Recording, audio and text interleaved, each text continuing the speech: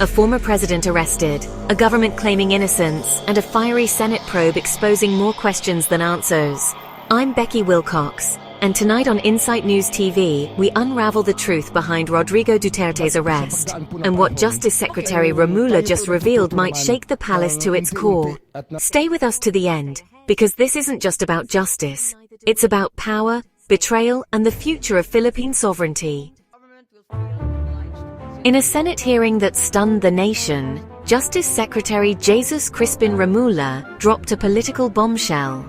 The Philippine government never once spoke to the International Criminal Court, despite the arrest and pre-trial appearance of former President Rodrigo Duterte in The Hague.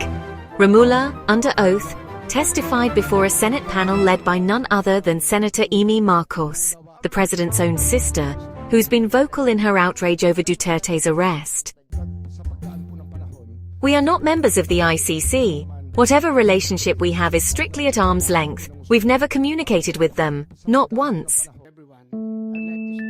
This declaration was echoed by Defense Secretary Gilbert Teodoro Jr. and National Security Advisor Eduardo Ano. Both insisted there was no cooperation, no coordination, raising a dangerous and puzzling question. If no one helped the ICC, who handed Duterte over? That was the burning question posed by Senate President Pro Tempore Jinggoy Estrada. Jinggoy Estrada, why did we surrender a Filipino citizen to an international tribunal we don't even recognize? But Remulla didn't flinch.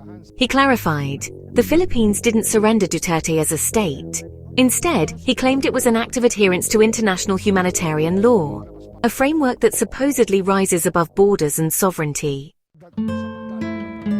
The ICCC may have no jurisdiction over our country, but they do over individuals accused of crimes that violate universal laws. Laws we ourselves have enshrined in Republic Act 9851. He invoked the Philippine Act on Crimes Against International Humanitarian Law, suggesting that Duterte's arrest was legitimate not because of ICC pressure, but because of domestic legal alignment with international norms. But Senator Imee Marcos wasn't buying it. I don't believe you're aligned with your president at all. The ICC doesn't prosecute countries, it targets people. And now one of our own is on trial. The irony?